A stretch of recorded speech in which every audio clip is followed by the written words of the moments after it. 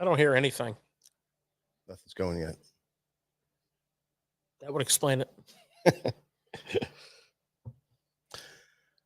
Well, welcome everybody to another edition of Tackle Shop Live. Now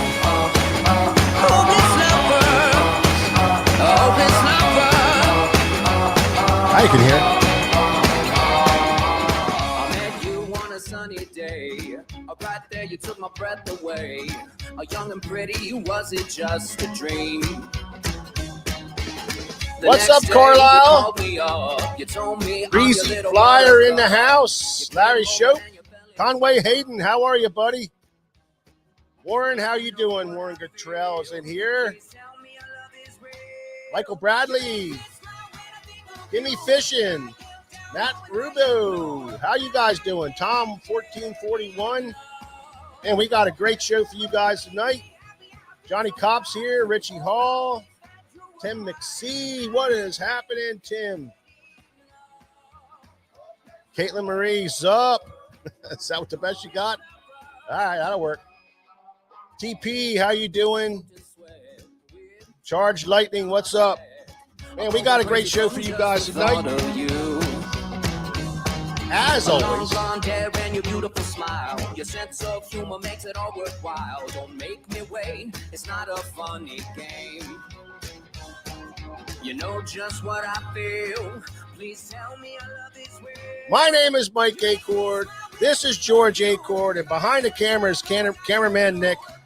We are Tackle Shop Live, and here on a Thursday night at 7 o'clock, as we are every Thursday night at 7 o'clock. Appreciate all you guys stopping in. Michael Bradley's here. LP Bass is stopping in. Matthew Weimer, man, good to see you, brother. David Richardson. We got a special guest for you guys tonight, and we're not going to mess around here. We're going to get right in with him here in just a second. Jeremy Lawyer is joining us. We're going to talk fishing. We're going to pick his brain. We're going to ask him great questions. He's going to talk, I know, like a madman about our favorite sport, bass fishing. And who knows what else we'll hear from him. Really, really great guy. We've been chatting here a little bit before the show, and I'm telling you, he's going to be super for you guys.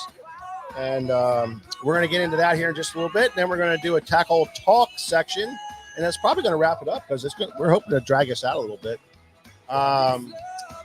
So yeah, thank you guys so much for stopping in. Gimme Fishing, aka Frank. How are you, brother? Frank Garvey's here. Michael Jewart is here. Ed M. and Scott Van Leer. Yeah, we have a great show, and I'm not going to drag us out. We're going to bring him on, and we welcome, courtesy of Seagar Sunline. Dang it. Damn, Sunline. I am terrible. Those two lines are terrible. That's freaking believable. Sunline. Courtesy of Sunline. We're going to bring him in. I see him laughing, so he understands. Unbelievable. Jeremy Lawyer, how you doing, buddy? Sorry I screwed that up. Appreciate you asking me on the show tonight. I'm looking forward to it. Oh yeah, man, absolutely. We're really glad to have you here. So happy that you could take the time out of your busy schedule, because I know you told me that you were rigging a boat tonight. So things are starting to tighten up. There's always tomorrow. There's always tomorrow. Well, I mean, it's a procedure these days to rig a boat. I mean, till you put all them graphs on there and trolling motors and power poles and everything else you're putting on there, it's a couple days work. It is, and I rig probably 30 a year or something with Russell Marine Products. I'm kind of a area, boat rigging, guy that's accessible through the Russell Marine Group, and so that's cool. We jockey them around pretty good. Well, I mean, those guys kind of carved out a niche in the industry for, their reputation on, dead nuts rigging these sophisticated electronic packages that these boats are running. Mike and I we're kind of some old school guys. We go back to flasher on the front, the flasher on the console. Yeah. That's been a while. That's been a while. That was, with the hand control trolling motor with the momentary switch. Now, 5 graphs and we actually learned most of what we learned about rigging today's electronics from places like Russell Marine. You know, they put tremendous content out. They do. And I mean, we just sponge it up because, you know, when you go from flashers to forward-facing sonar, you know, there's a learning curve there. And, you know, we've always rigged all of our own boats as well, and it was easy, you know, with standard, like, just side imaging, and that's pretty standard, easy stuff. The power is not that critical. You start getting into this forward facing now. You know, our learning curve was about a year. And to be honest with you, I watch probably every video Russell Marine Products put out. They do a lot of stuff, you know, to try and just educate the customer, as well as guys like yourselves that's wanting to, you know, do their own. And the problem with Russell Marines is that there's only one of them, and it's in Kansas. And if you're not close to there, then you don't have an avenue to be able to get your rig there to have them rig it. And so he's tried to kind of station some guys around to help offset the load and give customers what they need. And so I'm kind of that guy in Southwest Missouri area, you know, Table Rock, Grand Lake, like the Ozarks. And it's worked out well. You know, I've got quite an education, and I enjoy doing it. And it's something I can do when I'm home off the road, you know, not fishing the Bass Pro Tour. And then, you know, I always offer everybody a few hours on the water as well to try and educate them, and then make sure their boat's set up correctly. And it's just a good package deal. But I enjoy doing it, and Russ Marine does a good job, and it's a good partnership. Well, I mean, without a doubt. Yeah. You know, if an angler is going to get involved with modern electronics, and when I say that, I'm pretty much talking about forward-facing sonar, paying an expert, you know, top dollar to get that job done right the first time, and then, you know, pay that money and go out on the water and have a focused couple-hour session. Yeah. Cuts a year or two off the learning curve. I mean, we're pretty savvy. We're pretty savvy electronics guys. What we went through. I mean, what we went through with it. We did it George, the hard you sound way. like you're coming from experience here with the 1 or 2 years. What we went through. What we went through with forward facing, you know, in the power issues, not understanding the power problem. It was just so frustrating, and it took us literally a whole year until we finally got a hold of the right person to tell us that we had to do it this way. And to have somebody like you in your backyard would be huge. I mean, it would be the biggest thing ever. And so I understand exactly what you're doing there and how awesome that is, because we just struggled with that whole power thing with forward facing, and you know, even with our graphs, just, you know, getting them put up right, you know, and done up right. Well, I lived through the same thing, just for the simple fact that the first time I turned on a Garmin live scope and looked at trees or brush, I said, wonder what that is, you know? Yeah. I'd never seen it. And I was fortunate enough to have, you know, a relationship with Justin McClellan, Mike McClellan's son, and he was doing a lot with the Garmin engineers at the time a few years ago. And he said, well, I'll just come jump in the boat with you for a couple of hours. And that really opened my eyes to the fact that the people that I send back, maybe a brand new boat with 4 units on it and live scope and whatever, I sent them out into the abyss blind. And I said, man, I got to offer these people something to try and help them out. And so, you know, for a couple of $100 for a few hours on the water, as well as part of the package of the install, I very rarely have somebody turn it away. And I pay that in heartbeat. Into the point to where I tell them to go ahead and take your unit, go on the water and fish a couple of times, and then call me and let's meet up. And that way they have other questions arise. They've got some of their own stuff, and it works a lot better, because normally what happens if you take somebody the very first time, you show them what you know and how it should be done, and then they've got all these questions down the road, and it's hard to get back with them. But it's been a program that's been fun. I enjoy doing it. And we're lucky enough to live right here within an hour of 3 or 4 of the best lakes in the country. And it works out well. So I enjoy doing it. That was one of my things that, the area that you fish and let's just say the talent that has come from that area in the last 30 years. That's a pretty special setup there with the big lakes you have. I would imagine, Lake of the Ozarks, Table Rock. You're probably, I don't really know the geography there, but I'm thinking Bull Shoals. Yeah. Phenomenal, world famous bass fisheries, and to grow up there and learn to fish there and hone your craft there. It's no wonder that guys like you and the McClellans and Randy Blaukett and on and on and on and on and on over the decades have come out of that territory. Not to mention the quality of the fishing. Those lakes are second to none, really. Although you don't have a lot of grass, do you? You there? Yep. Oh, wait a minute. Hold up. We got you. We got your lips moving, but we can't hear you. Did you hit your mute button?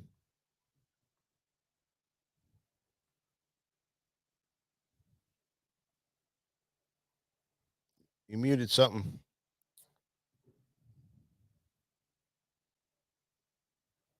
You touched something, Jeremy.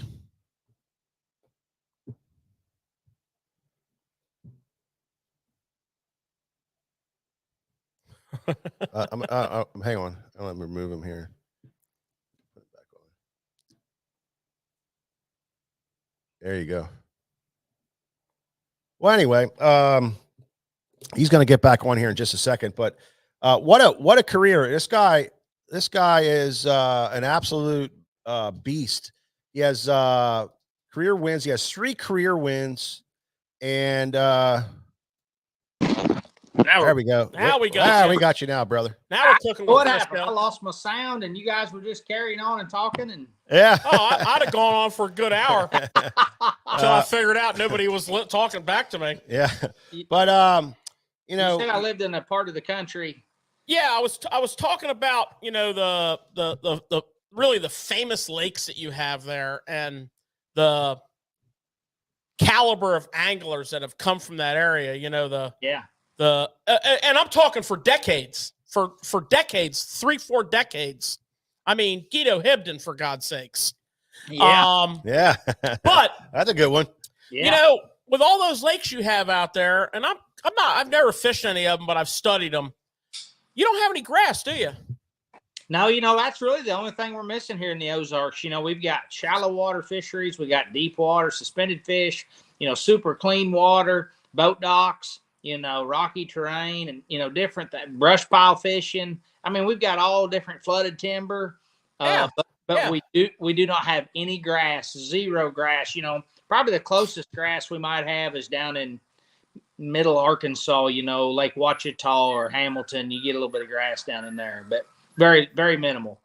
It's interesting because several of the techniques, and I'm going to go back 30 years here, but several of the techniques that we learned came out of your region. The jig fishing with the Guido bug back in the day. That was just, oh yeah. If I had a jig on, it had a Guido bug on the back of it. You better, or a baby Guido bug on the back of it. Fishing. Now this, before forward facing sonar, the most intimidating thing in the world was fishing suspended fish. And we learned about how to do it by the way you guys fished them in timber. That was pretty interesting. And then recently, being in the last few years, popping them spoons on them deep boat docks. Yeah. Yeah. Spoon right? jack. Yeah. Spoon jacking. Yeah. Worldwide spoons. Yeah. And we got a whole box full of worldwide spoons, and we sell the heck out of them here at the shop. Yeah. And we applied that to our fishing around here because we have some lakes that most places in the country do, but we have some lakes that are similar to your lakes. They're much. Our biggest lake is a little smaller than one of your creek arms, but it's the same deal. Yeah. A bass is a bass. He doesn't know the name of the lake he's in. Right. It's the same deal. And we learned all those techniques and more. You and I were talking before the show on blade bait fishing. That's, I mean, Highland Reservoir 101. I mean, for goodness sakes. And yeah, so we, you know, we're a long ways apart, but a lot of your, which is why I think people will find it interesting to talk about what you're doing now, because I think it applies to the country. I really do. There's no doubt, you know, you travel all around the country. There's regions that there's just things that work, and that's the only region they work in, you know, and there's a few things in our region that are kind of that way. But for the most part, you're right. A bass is a bass. He's feeding on some sort of bait fish or a crawdad or a crab or, you know, something on the bottom, you know, and so no doubt. But, you know, the few things I've learned is, like in the Midwest, you can definitely pattern fish. You know, if they're catching them on channel swings or bluff ends, you can run a lot of these lakes, everything from Beaver Lake, like the Ozarks, you know, Table Rock, Stockton, and just run a pattern. When you go to a lot of places outside of the Midwest, that's not necessarily the case. It's more about the spot, especially in the southern fisheries where there is grass. You can't pattern that type of grass because there may be miles of that grass, but it's the spot in that grass, you know, that's holding them. And so it took me a little bit of a learning curve to get away from the Midwest mentality, you know, but it's always nice to come back home and run some sort of pattern and catch them good, you know, doing something here in the Midwest. Yeah, I mean, it's interesting. What I took out of that is non-grass fisheries, and it's the same way here for us. Non-grass fisheries are we're real easy to pattern. It's when you put that grass in there that goes out the window. Yeah, you know, I think it's just because the grass in a lot of places where there is grass, it's so abundant, and so it just allows it to just be acres and acres and acres of grass. Because when you get on a lake that doesn't have much grass, if you find some, boy, there's fish in it. I mean, that's all there is to it. But when you get in a lake that's got a lot of grass, you can fish a lot of dead water for a lot of time. And so I think that makes a difference. How do you break down a lake that's loaded with grass like that? I mean, Well, I'm going to tell you right now, you about got to get half lucky. I mean, you can't say, I'm just going to go out there and land on them.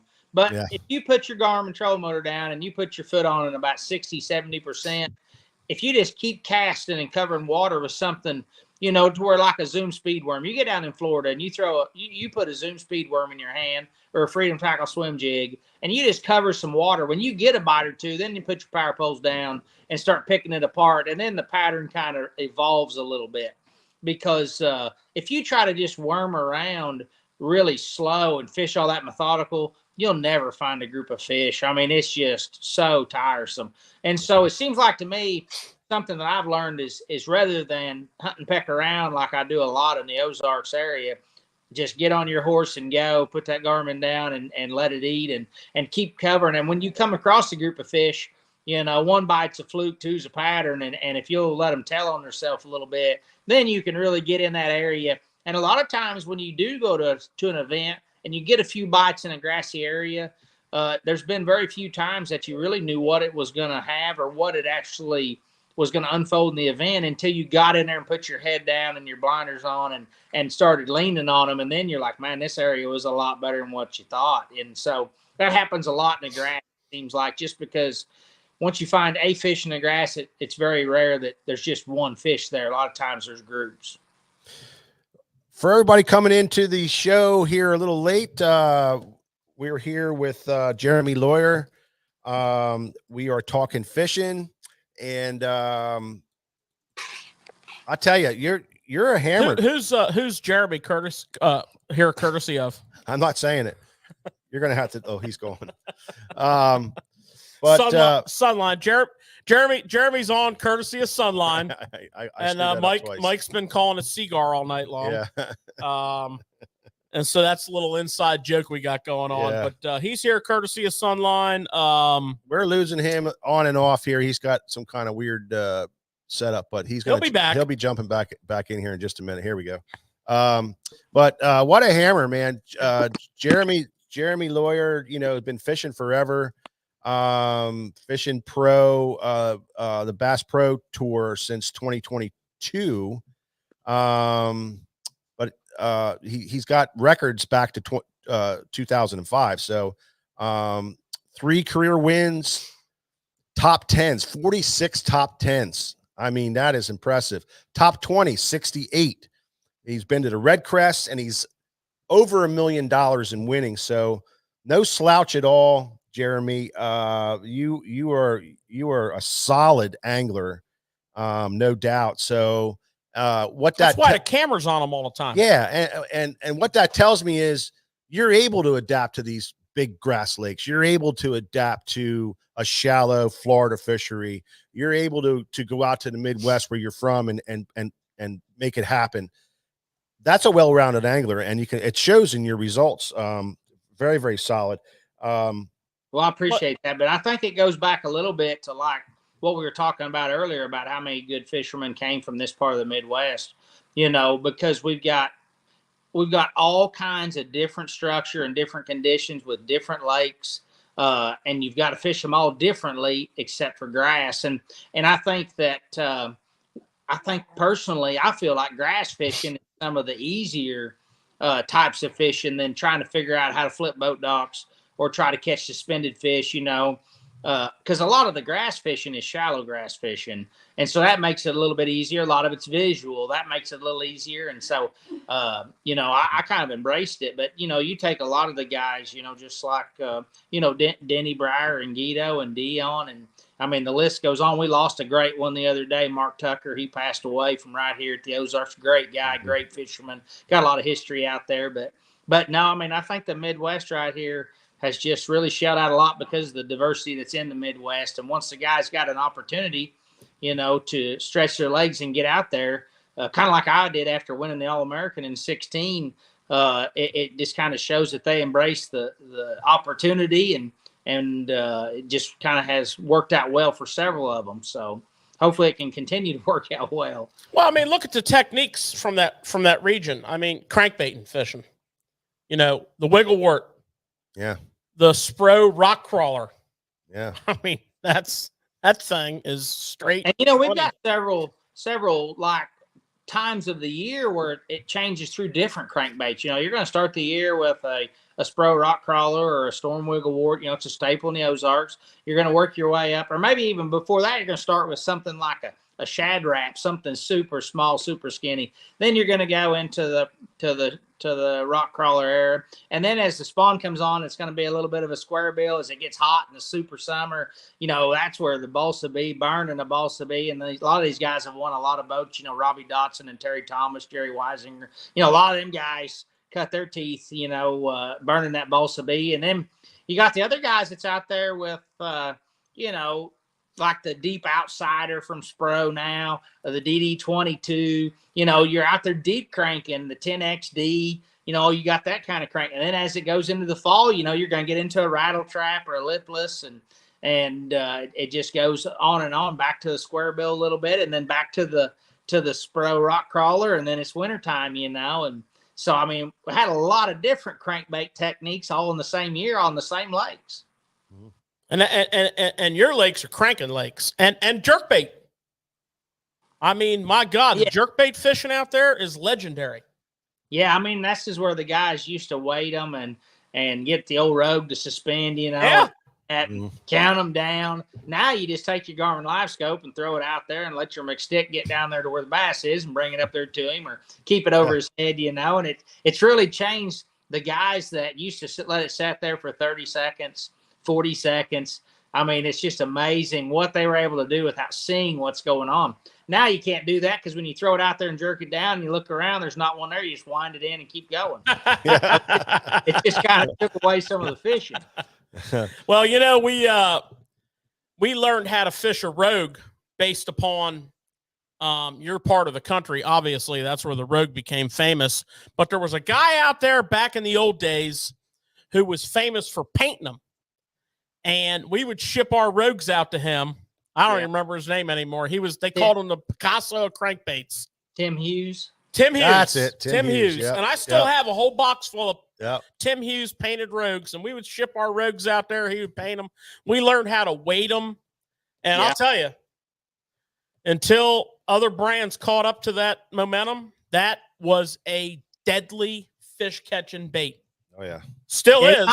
I'm a big fan of the custom painter because of the fact that you just have something somebody doesn't have, and then you have something that maybe looks that much more natural, compared to just a factory paint job. Now there's a lot of them here in the Midwest, really, but there were several really good painters. Tim was one, Rob McGilvery at Fall Creek Lures, David Ryan, he was another one. There's been several guys that have done it over the years, and it's just a good way to separate yourself, have something custom, and I think it gives an angler more confidence. Absolutely. I think you feel like you're going to get more bites with a custom painted bait, but if you do lose it, it hurts a little bit more. It does. You ain't kidding. It does. You're it not does. kidding. Back in those days, and those days being in the 90s, Tim Hughes paint job was like $15. Yeah. Which was expensive. And that was if you took the hardware off. If you just put them in a box and shipped them out there, you got charged for the hardware to come off. Yeah. But I'll tell you, we used to send boxes and boxes and boxes of them out there, and he'd paint them for us, and we'd bring them back here, put premium hardware on them and sell them for top dollar at the shop, and they caught fish. They were in high demand. And we learned a lot about jerkbait fishing from your region. This is what, I got kind of a theme going on here. I don't know if you picked up on it yet or not. Pretty good on my themes, but, we learned a ton about that. And I know we went on to have great success with those baits. And, of course, jerkbait with forward-facing sonar or not, we talk a lot about jerkbait fishing. Jerkbait fishing is, definitely one of the most important techniques that one can master because it's basically year-round. I mean, we were fishing jerkbaits today in 34-degree water. Yeah. So didn't work too good. It's a player at all times. Yeah, but you can fish it around the shad spawn. You can fish it on the wind, in super clean water just because fish are up feeding in the wind, work it real erratically. You can work it around the spawn. There's just a lot of times to work it. But I think when everybody thinks of the Midwest with a Spro McStick or a Rogue or something like that, they're thinking early spring, late winters, really slow, methodical jerkbait fishing. Yeah. And that is what most people think. Yeah, they do. But with the forward facing now, where it lays on the deck, and it's a perfect tool to target a suspended fish. It is. You're right, especially over cover, because you can kind of control the depth of it, but the action can still be really fast and erratic at a shallow but a fast pace, and it's hard to do that with a lot of baits, but that won't sink in the end either. And that jerkbait is definitely one that will.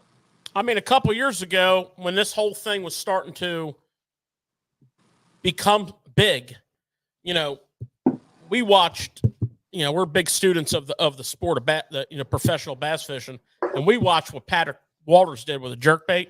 Yeah. I mean, Lake Fork, he was head and shoulders above the pack on a lake that no one would ever associate with jerkbait fishing. And, that was a big lesson for us, and now that's become a big part of our game. Where normally, I'll be honest with you, once the spawn was over, I pretty much put mine away until fall. Not anymore. Yeah, right. But I tell you what is happening a little bit with it too, and I'm seeing it here in the Midwest a lot, is that the fish are reacting to it, but they're not eating it like they used to. It's kind of like the Alabama rig. They're tailing it and they're drafting with it, but they're not just coming up and eating it like they used to. And I think it's just from forward-facing sonar and everybody using it so much more. But there's still a lot of conditions, days where it is good, but you just see a lot of that, and I think it's because of popularity. Sure. Yeah, there's no doubt, and it'll fade off here. Now everybody's coming in favor of a small swim bait on a jig head or a hover rig or a drop shot on forward-facing fish, and the jerkbait, it'll start to fade. And then it'll become a powerful tool again. It's all cyclical. It's all cyclical. Yeah, you're right. But I think people are just finding different ways to utilize a lot of baits too with forward-facing sonar. I find myself throwing a jig a lot more to fish, that are just individuals out there on the bottom and different things, and a lot of those roamers are bass. Where used to, a jig was more blind casting, and then the targets or structure or whatever it might be. And there's just forward-facing sonars open the door with so much more. Yeah, I haven't started to apply that to my forward, but I'm going to. Obviously, watching some of the events this year that were dominated with a jig. A couple of guys that qualified for the Elite Series, that's all he threw was a jig. It didn't matter where they went. They threw a jig the whole time, and it was all forward-facing. I know you guys do it a bunch in your neighborhood, but yours is mostly football head. Am I correct? Well, I don't know about that. It just depends on what time of the year it is, but definitely in the summertime, or if we're just wanting to fish something deep in the winter, then yeah, football jig. But, the ball head jig, the Eakins and the Davis brothers, they kind of set the standard for the ball head jig back in the day.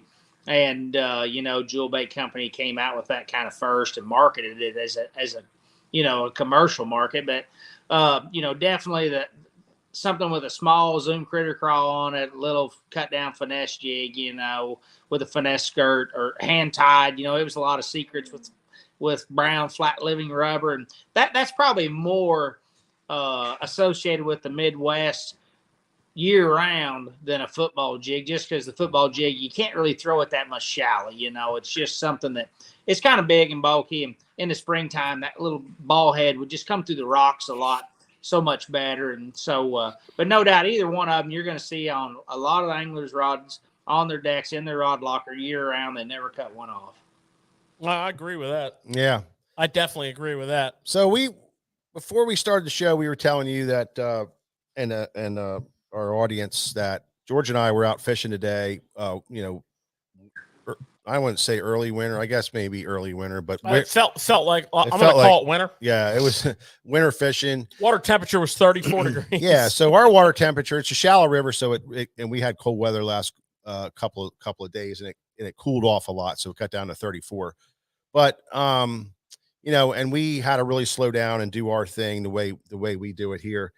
But how about you? I mean, things are cold out your way right now, and obviously you don't stop fishing. You fish all the time, I'm sure. So tell us what your deal is for wintertime fishing, when the water temperatures get down there and start really getting into that lower temperature that you would see in winter, and how you go about catching fish. Well, I'll tell you what, it's going to kind of depend on the lake you're going to go to here around home. If you're going to be at Lake the Ozarks right now, even though it's cold, even though it's the 1st of December, there's still a fairly good top water bite. The water's probably around that 60-degree range. And until it gets down there around that 50 or, 52, but 50 is getting pretty cold. A buzz bait, a plopper, a walking style bait is still going to be a really good way to win an event there. But if you took those same 3 baits to like Table Rock, not to say that you couldn't win there, but I don't think that you'd be able to run down the guys with forward-facing sonar. So if you're going to go to Table Rock, it's going to be more of a Freedom Turnback Shad, a Demii rig, a little swimmer on a Freedom swim head, just stuff that's going to be more spinning rod, forward-facing sonar related, to where if you're going to go to some of these other lakes, it's going to be a lot more shallow fishing. And not to say that you can't get down there at Table Rock and throw a Spro rock crawler and catch a good bag of smallmouth or largemouth even, it is not necessarily out of the question. But we've had several years here, like maybe 2 or 3 in a row of just mediocre water. We haven't had really high water. We haven't really had anything to dangle the carrot to get a lot of fish up on the bank and keep them up there. And it seems like the more and more fish are transitioning out there to that balls of bait. And it's amazing that you catch a lot of the fish out there, just say on a Freedom Turnback Shad and 40 foot deep, over 80 foot of water under some bait. And you throw 3 or 4 2.5, 3 pounders in your live well.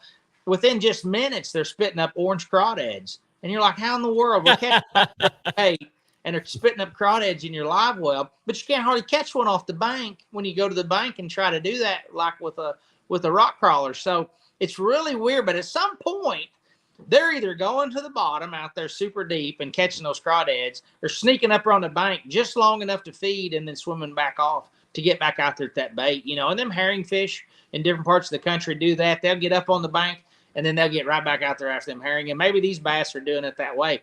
But for the most part, I think you need to pick your poison. But if I was going to like Table Rock tomorrow, I would have a couple of spinning rods on the deck that would have a little like a 2/8 swim bait on there on a Freedom head, and something like a quarter, something that you could wind over their head and not let it get down there that deep.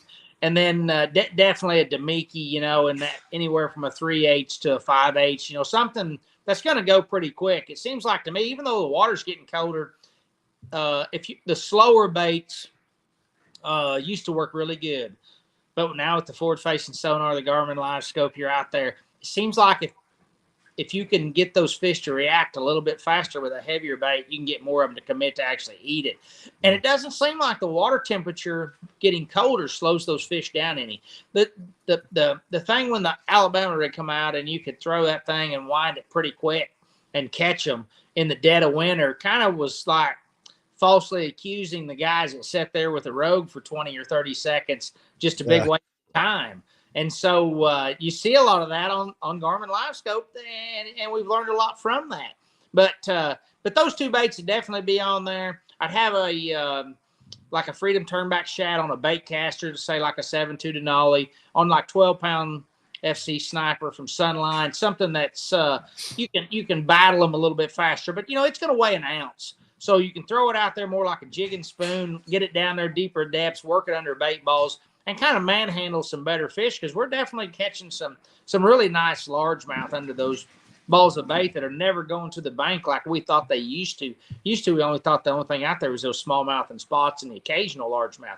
There's a lot of largemouth out there, and a bait caster, you're a lot more comfortable with it, as far as that. But between the Turnback Shad and then just like a 3/4 ounce or a 7/8 ounce slab spoon, you can do a lot of damage with both of those, and then turn around and clean up with a Demii and a little swimmer, and it doesn't take a lot to do that. It just takes getting in front of the right group of fish under the right kind of bait. Yeah, the Demii rig has become a major player for it seems everyone right now. It's incredible how well it works. And not just in cold water, not just pre-spawn, not just early winter, not just winter. Just anytime those fish are up off the bottom, it's just an awesome technique that we've been kind of getting back with. I mean, we used to do it back in the day before it was called a Demii rig, just tight lining. But man, that thing is phenomenal when you have forward-facing sonar. Well, I think you got to master it. Oh yeah, but I think these fish are getting conditioned to the tail movement on all brands of swim baits. They seems like they see that movement, they know it's coming, and that Demii is just that much more subtle, and it just gets that many more bites, and so I think that many more anglers are just learning how to utilize it. And bigger head, smaller head, bigger sizes, but it definitely is. One thing that I'll throw out there that I've definitely kind of figured out is with that Demii is if you keep it above those fish, and about the time you think he's going to see it, if you'll just kind of take it away from him, seems like a lot more fish are coming up and committing to the bait as we do that, rather than trying to feed it right to an eye level like we used to when forward-facing sonar first came out.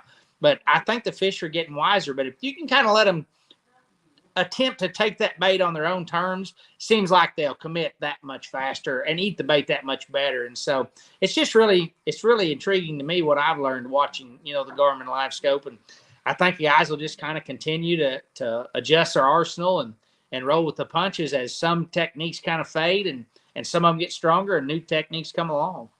Well, I think what you just said there was probably one of the most important things, taking the bait away from the fish when they're coming up on it on your graph and you're looking at them, and actually try to take it from them. That is such a trigger. Yeah, you can tell on Garmin Live Scope, when that fish looks up, he stands up on the unit a little bit more, and he gets a little different shape on your screen. You can tell he's actually turned up looking at that bait coming down. And if you can just keep it from getting down there to him, I think a lot of times he follows under it and then he just rockets up there and gets it. And I've seen a couple of things too, to where if you throw out there and land on that fish, which used to be a really good cast, say at 65, 70 foot, it landed right on him, going straight down to him. It just about turns him inside out now. Or they just get curious and tail it and draft it. But it seems like now you've got to throw 20 foot past them and bring it up from right behind them and bring it over their head, to where they just think it's natural. So presentations, I think, are getting more and more critical with forward-facing sonar. And, I feel like I learn something out there all the time. But it's nice when you're here at home to where with forward-facing sonar, you get so much more repetition. When you're going down the bank and you catch one on a Spro rock crawler or McStick, you might not catch another one for a few minutes or, 30 minutes or an hour, or, depending, you might catch 3 in a row and not catch another one, whatever it is. With forward-facing sonar, it seems like you can catch so many more fish in a row, or you get so many more opportunities to catch a fish that you learn things so much faster with it. And I think that's why the learning curves going to younger anglers and different things. But it sure seems like it allows us to learn things so much faster with that. But we're still going to have to learn how to trick them because they're getting harder. Oh, yeah. So I don't hear any complaining out of you at all about forward-facing sonar, as we've been hearing a lot, from different people's different videos, different pros talking about it. So far, I haven't heard anything negative from you about it. Well, I tell you what, I love my Garmin Live Scope. I really do. I love the Alabama rig when it come out. I love catching 5-pounders, and if that allows you to do it, I'm game. I will say, when you read off those stats earlier, probably 80% of those stats was pre-Live Scope, pre-forward-facing sonar. Yeah. If they took it away tomorrow, I'd roll with the punches and go right back to fishing the way I used to, and I'd be fine with it. Sure. It's made things a lot simpler on certain things. We did so much drop shot and table rock in trees in 40, 50, 60 foot of water vertically on 2D sonar, when you could finally get a unit that you would watch your drop shot and your worm go down to the squiggly marks, and they'd get to moving around, and it was really good. Even with the flasher, you could watch it go down. Mm-hmm. And so it's made the learning curve to go to forward-facing sonar so much easier, mm-hmm. To fish 2D that way. And so I've kind of embraced it both ways. It's not going anywhere, so a guy might as well. But, it is nice at times when you do get on a bite, just flipping boat docks or doing something super shallow where you really can't utilize it that much and not even turn it on. But when it's time to compete with it, I feel very comfortable with it, and mm-hmm. and I'm ready to roll after and get them. I love to crappie fish in the wintertime, and it is amazing what you can do crappie fishing with it.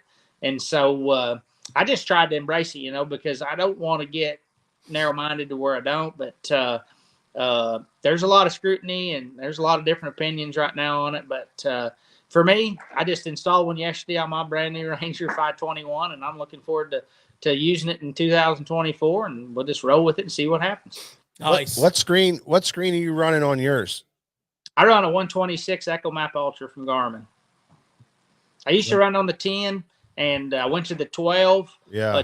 Kind of try it, and I'll never go back to the 10. I really like the 12-inch screen, and I'm not getting any younger. I've got some cheaters that I bought at Dollar General the other day, to tie stuff off with and different things. And so a bigger screen has definitely helped me a little bit. And I think everybody should buy the biggest screen that they can afford. And I think they'll be more happier with it, and they'll go fishing more often. Yeah, that's true. And I'm noticing a trend on some of these tour guys. It's crazy what they're doing. Are running out of control. I mean, I'm looking at boats last year that had 22-inch screens on them. Yeah, and I'm thinking this year we're going to see more of them. Well, you might, because at some point, that gets a little out of hand. I'll tell you, where we fish, you better have that thing bolted down with lag bolts. Yeah. Safety harnesses. I mean, we go out on the Great Lakes, and we go on Potomac River and the Chesapeake Bay, and yeah, that big bad boy, that's like putting a television set on the front deck. It ain't going to make the ride. I don't understand it. I don't get it. Well, I mean, some guys claim that they can see more with it, and I personally have never looked at one larger than a 16-inch. I really didn't think that I could see anything different as far as more or less on a 16-inch over a 12-inch, but it was distorted a little bit more, and so I could see it a little bit larger. And so maybe some guys that have a little bit of more issue, trying to see, that might help them with their eyesight. But I just feel really comfortable with the 12. I know what everything is instantly when I see it. I feel like, and so I'm just going to continue to run that until there's something comes along that convinces me otherwise. And those UHDs are awesome. Yeah. Yeah, they are. Yeah. Yeah. We run the 10s. We run the 10s on both of our boats, and man, they're just beautiful screens. Yeah. Yeah. Easy to operate. Yeah. And so far they've stood up to, some pretty gnarly boat rides, and they do really good. We have zero problems. Yeah. Yep. I think the 10-inch screen actually gives you a little bit crisper picture than the 12. I think the pixels in it are just a little bit better on the screen size, but I get to squinting and I'm bending over trying to look, and so I went to the 12, and when I see it, I still run a 10 below it, and I've tried to just run them both the same time to look, and I still see the same things on there, but I can just see it a little bit better, even though it is a little bit distorted more than the 10. So I wish I was younger where I could continue to run a 10, because I do think that's the crispest screen, but I get by all right with the 12. Jeremy, I don't know about Missouri, but we got places around here. It's an eyeglass store, and you go there and you get prescriptions. I don't know if they have them out in Missouri or not. I'm fighting it, guys. I know you're fighting it. I know Yeah. you're fighting it, but I got my cheaters a couple years ago when I started to have to bend over and get on my hands and knees to see my screens. Yeah. Well, there's a place down called Jenny Craig too, but I haven't walked in there yet. Ah, I need to. well, we don't have those. Right on. So you said what you do a lot in the wintertime is crappie fishing and catfishing. Are the catfish that you're fishing for blue cats or flatheads? Blue cat. We catch a flathead every now and again, but mainly blues. Yeah. What's the record out there where you're at? Oh, I don't know. It's big, It's big, yeah. Yeah. I mean, we catch a lot of fish in that. Now we're using bass tackle too. We're not getting out there with deep sea tackle or anything, but we catch a lot of fish in the 3 to 10 pound range, and we'll catch one occasionally in that 25 to 40 pound range. And it's a good time, but we have a lot of 70 to 100 fish days, and it's a good time. Yeah, I mean, it's a good camaraderie. We take several guys at one time, 5, 6, 7 buddies, and get on a pontoon boat. But they get just like the bass. They get out there in big groups. They get under the bait, and we just catch them down there with the bait, and anywhere from 40 to 65 foot deep, and wow. It's a good time. They don't move that much in the wintertime when they get cold, and they just stay put, but they're very aggressive, and it's a good time. We enjoy doing it, and they're great to eat. So we get tired of catching bass, we'll swap over and catch some bass. Oh yeah, you got to get the grease hot after one of those days. Yeah, right. Yeah. Well, crappie fishing out there too is legendary. Well, crappie fishing is phenomenal. You can catch big ones, you can catch numbers. Now, maybe not Lake Granada big, but you can catch your fair share of 1.75 to 2 1/4 in a given year, but a lot of big crappie. A lot of just 10 and 12-inch crappie, really nice. Bull Shoals has got some giants in it, like the Ozarks does, and some of the guys that like the Ozarks even target them with a jerk bait, in big schools, and catch the bigger ones on an actual, Spromic stick or something, and it's a good time. You can catch some hubcaps. Put one rod and one reel in your hand with a bait on the end. What would it be if you only had to choose one? No, there's no doubt. It'd be a 7.2 Denali covert jig rod, and it'd have a little old brown homemade tie jig on it. 12 pound or even 10 pound Sunline FC Sniper, and you can throw it on every single lake around here and catch numbers, catch quality, and compete day in and day out. So if it was one rod, that's what it would have to be. Oh, that's cool. That's the theme across the world, man. Everybody we get on, we ask that question, and most of them say a jig. Yeah, it's pretty hard to beat. There's not a lot you can change about a jig, but your presentation or maybe your amount of strands and different things. But it's just one of those baits that catches them all over the country. You always have one tied on. I think we do about 3 jig shows a year on here where we just talk about jig fishing in depth. I think we could do 6 of them, and people would just hang on every word, because deep down inside, everybody's favorite bait is a jig. Yeah. Yeah, I mean, it just is. What kind of boat you running? I run a Ranger Z521R. Oh wow, that's a great boat. Yeah, I've been with Ranger since 03. And so I fished my whole career, starting, in 16 when I won the All-American, and started fishing the FLW Tour in 17. But I've run it since 03, and I still consider them one of the best built boats out there, and I'm happy with it, and no need to change.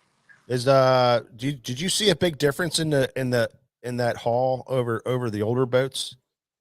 In 100% honesty, I think the 2010 model 520 Comanche was one of the best hulls they ever built. I had one. It was a great, fishing platform, drove great and everything. But the technology they've got now, the molds have gotten that much better, I would assume too, I really think that it's just kind of what you want. What I do like about the 521R is they've made the nose a little bit wider, like the 520 used to be. The 21 used to be skinny, like in the L or the C model. And they've made it more rounded on the nose now in the R. And I really like that. You just got more room on the very front deck where you spend 90% of your time. And if anybody's like me, my rods don't look like Brian Thrift. I've got them strung out everywhere, turned around. But I've got too many of them out, so I need a boat that's wide right at the nose of the trolling motor, and it just fits good. But that's probably the one thing that I notice more than anything. And, storage has come a long ways. I mean, they got enormous storages in them now. And, seats are heated and, soft ride. And there's so many different things about them anymore. But, you talk about guys in the Ozarks like Denny Breyer. I don't know how many back surgeries he's had. He's had a few, though, and so you kind of take that in consideration. You want a good ride, because I don't want to be having back surgeries as I get older, and short, my fishing career. So, but, there's a lot of nice boats out there. Technology's really made it great, and I just try to keep up with the one that I've ran forever. And yep. You there? You got silent.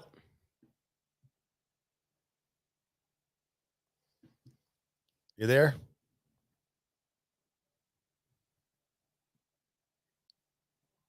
You're gonna have to reload there. Reload that. I want to get him back on here too and ask him, are you there? I'm gonna shut him off here. Yeah, he's gonna have to do that. And ask him about his line and what he thinks of it, why he went with that. And I know exactly what he's going to say. You fish enough of it too. Yeah. Even though you don't know what it's called. Yeah, I've been having trouble with that, but it's getting up early like that and going fishing. You're not cut out for that kind of work. Are you there, Jeremy? Yeah, I'm back now. Okay. Yeah, I don't know. I think your phone times out every now and again, which is typical. There's a setting in there, but I don't know where it is, so I'm not going to. I'm not even going to tell you. I live in the middle of nowhere, so our Wi-Fi may be dropping every little bit too. Yeah, well, that's fine. You just keep closing out, coming back. We'll get you. So why Sunline? Was it a choice, or was it something that somebody came to you, or did you go after them, or what's the deal with that? I'll tell you what, when I sourced out a line, I used a lot of trilene big game, and I used it for a lot of years, monofilament, and then fluorocarbon come along. Seaguar kind of built the first fluorocarbon and different things, and I wanted to find a line that didn't have so much memory to it and different things, and I liked the idea that Sunline was level wound on the spools, and it would come off so much cleaner than a lot of other brands that I tried, and tried and true down through the time, tests, different things, school of hard knocks, breaking fish off, losing fish with different brands. And I mean, just different things, I just kept kind of going back to Sunline. And so as I started fishing, professionally and different things, you've got to put a lot of faith in your line, because it's the one thing between you and the fish, Absolutely. You can get by with an old, greasy reel or one that sounds like a coffee grinder, but you gotta have good line. And I just seemed like the more that I fished, the more I had a little success, the more I grew confidence in it. And now you just can't get it out of my hands. It's just one of those products that I have a lot of faith in. And I don't ever want to change from a product that I'm having good success with. If I'm having some issue, then so be it. And I think it has a lot to do different things too. The way a guy sets a hook, the way a guy takes care of his line. I try to keep them, inside old sweatshirt sleeves and different things around the spools. I don't want anything touching that line in coolers. I keep them in, dry places. I vacuum sealed some of it if I've got extra. I mean, I've really done a lot of different things. I try to use a line conditioner on it all the time, but just seems like it just doesn't let me down, in the pinch of things. And one thing I do like about them too is that they're always kind of moving forward with different kinds of lines. They'll do away with the kind of line that I've really enjoyed using or feel like I've got a lot of confidence in. But the line that they replace it with seems like it's just as good, if not better, or they corrected a problem with the old line, with this new one. And just like the AMZ's coming out, and I really liked a lot of the older frogging and flipping braid and different things, as far as from Sunline with the PEX8 and the Studer braid. And this AMZ that's coming out, I think I've got some samples of it. I think it's going to be the best line yet that they've had as far as trying to keep it quiet, castability, being soft and strong. I mean, just abrasion resistance. And it just doesn't surprise me that they do it. So day in and day out, I just feel confident with it. And I think that makes a big difference to any fisherman. And I really think that a fisherman should just go with whatever rod, reel, line that he has confidence in or works good for him. Because some guys really like monofilament. I very rarely ever use any monofilament anymore. And some guys really swear by it. And so, but one thing I do like about Sunline, I get pretty technical sometimes on the back end of my stuff. I like the fact that it's a small diameter compared to other braids or other fluorocarbons in the same diameters. And if I want to beef it up, I can just go up and have the same diameter line, say in a 10 or a 12 pound that other products have in the thousandths diameters, in their measurements.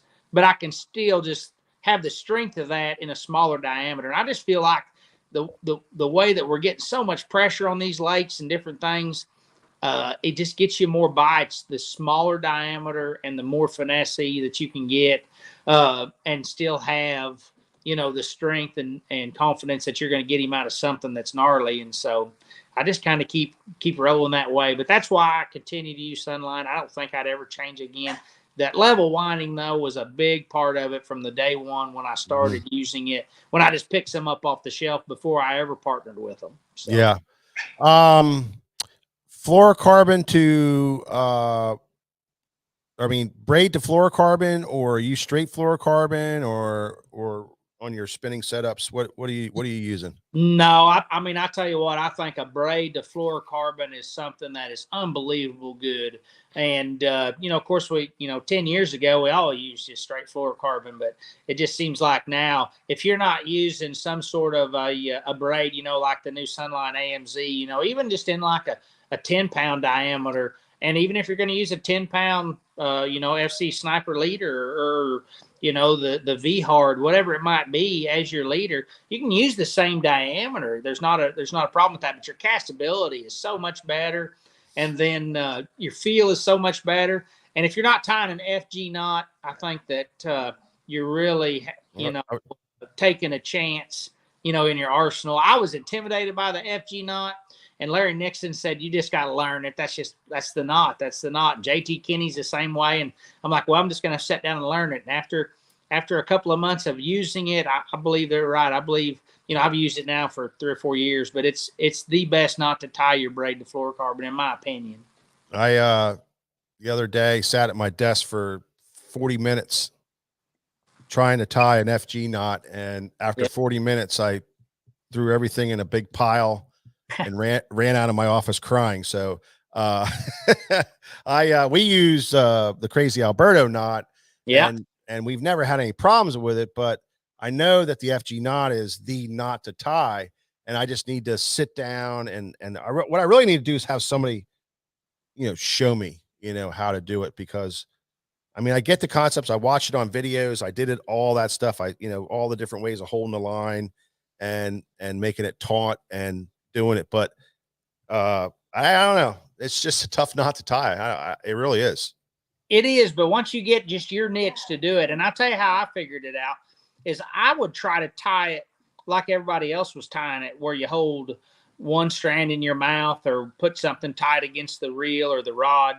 And I actually started taking and just tying a loop knot in the end of my braid and hooking it around my reel handle and sticking my rod in the cleat of my boat and standing on the ground. And then I would tie it that away, and it would allow my rod to kind of pendulum a little bit. And so my pressures pulling against the knot were real consistent, and it made my knot look super nice compared to when it was solid against the ground or my lap or across my legs, and it would kind of get to balking or want to twist your knot even if you pulled too hard. So you might even try that, stand on the ground, put your rod inside the cleat on the side of your boat, and allow it to pendulum that way. It just seems like it's really helped me. But once I finally found my niche and the way to do it, I'm just really convinced of how tough that knot really is. Well, that's all we use in big line when we're saltwater fishing. I mean, yeah, we're fishing 30 and 40 liter, 50 liter. That's the only knot we can use. Yeah. Good one. And it's good there. Well, I don't know. It's tough to tie. It's tough to tie. I think tough it's more to manipulate anything. Honestly, I think I was crying when I left my office. I honestly thought it was pretty bad, Nick. You're just not cut out for this. I'm not cut out for it. Somebody has to hold my hand, but we'll get it. We'll get it. I promise you, we will get it. It's going to be on my New Year's list, and by next year, I'll be a wizard at it. Well, good. I'm always curious about line. I'm always curious about how people, use line and utilize the different types of line. So if you're topwater fishing, then, what are you doing for topwater? I throw braid. Throw braid. Okay. Yeah. Yeah. I like the PEX8. It's a real slick line. But also this AMZ, I think they're coming out with is gonna kind of replace my opinion on that because it's gonna be so slick. But what I really liked about it before was it didn't draw the water up the line onto your hand and get it wet. Like when you were working a walking bait real quick or a popper or something, that you're working fairly quick. It seemed like it would allow that water to run off. And it was super slick and quiet, but yet strong. But, a lot of times in open water, I throw that all the time. But if we get behind boat docks throwing some sort of walking bait or a buzz bait or even like a plopper here in the Midwest is really popular, you got to throw something that's pretty abrasion resistant. And it takes an actual, like an 8-strand braided line rather than a twisted line like the PEX is. And so I like to throw a true braid, just something like the frogging and flipping or something like that. But there again, the Studer braid's been really good in those kind of situations. I think the AMZ is gonna take place of it, and I'm looking forward to using some of it because I think it'll take care of that. But it's gonna really just keep you hook set a lot better. You can have a lot more feel. You can work a lot faster. You can walk a walking bait so much better with a braided line, I think, than a mono or something. But if you do get up like probably in you guys' part of the country, a lot of guys will put a leader on there about 12 or 15 inches long. That is mono because of the fact that a smallmouth will hit it so many times and foul your bait in the braid. And so there's just so many different regions where little things you just got to be different, But here in the Midwest, you can pretty well get by with just, a straight braid to your bait. And you use a green or a black? I do, yeah. I mean, I prefer the green. I'll take a magic marker and make it black. But, we were just talking a few nights ago about the fact that when it starts fading and turning white and that fish is looking up at it, can he even tell that it's white? He's looking at the light, and then we make it black with a magic marker. So then we show it to him. Maybe we're the ones doing it wrong, So I'm going to play with that some, as we move forward, because a young man kind of brought that to my attention. And when we got done, I said, I think he's right. So, Well, we didn't introduce you to our cameraman Nick. I think he has a question for you. Yeah. How you doing, Jeremy? Good. Got a question. So you're talking about line. You like to use the thinnest line that you can for more bites. And it kind of goes into what the Bass Pro Shop Tour is doing this year. They're going back to, catching as many fish as you can over whatever limit. Does that in your strength, or was it the 5 fish better for you? Which one do you prefer? You know, I've only been on the tour 2 years with the Bass Pro Tour. This will be my 3rd year. I had 2 very solid years, you know, finishing 14th the first year and 26th this last year. And, you know, the first year was catch all you can catch. And then this past year was 5. I'll be honest with you. I was so glad that I got to experience the catch all you could, because it'll make you have an ulcer. It'll make you absolutely reflux. It was so adrenaline rush, fast pace, no stop, no slow, any kind of game you ever played in your life. And I rode the cut lines around the Toro cut line several times and came out on top of a couple of times and not a couple of times. So when we went to 5, you know, it's more like a chess match. It's really a way to outthink your fishing and leave some fish and practice and try to catch them and try to catch a few more or whatever it might be to get your bag up there. And I really actually enjoyed it a lot more to catch 5 because it was so much more of a chess match. But to say that I'm torn between wanting to catch them all or just catch 5, I'm not too beat up over it either way. They changed it back to catch all you can. So be it. I guess we'll go catch all we can. But I did enjoy catching 5 more. And I think it allowed you to gamble a lot more. Like at Saginaw Bay this past year, I caught several fish to start the morning. The wind got up and it was blowing around on my side. And it was going to trash the grass. So I said, man, we're going to have to get out of here. So I put it on the trailer at the middle of the second period, drove an hour and 10 minutes around to the other side of the Saginaw Bay, through town and everything, put back in. And I said, well, now I got 2 hours to finish the day. At least I'm going to feel like I'm in productive water. And I actually called a couple of times, and that's what got me into the knockout round. And it just really was a great decision. Where if it's catch all you can catch, you cannot take an hour and 10 minutes out of your day. You will disappear down the line. And so you just kind of took away, in my opinion, that chess match play. It's going to be more of just here's what we decide to do. It's not working, we're going to have to get in defensive mode. If it is working, pile it on them, you know. But it's just kind of how it's going to roll this year, you know. That's what it's going to be. Yeah. Well, speaking of the Bass Pro Tour, you do have some. This year's going to be a pivotal year for you. Now, if it goes like your last 2 years, you're good to go because you pretty much catch them every time. So is that a concern? I mean, probably is. Probably a dumb question, but is it going to alter your game plan? Is it going to change your approach? Well, or is it business as usual for Jeremy Lawyer? Well, no, it's definitely a concern. You know, anytime that somebody says you could lose your job, that's a concern. I mean, no doubt about it. But, you know, the bottom line is whether you're fishing at the Bass Pro Tour, you're fishing the Opens, you're fishing the Invitationals, or you're fishing the Elites or the MPFL, if you're not catching them, you're in trouble.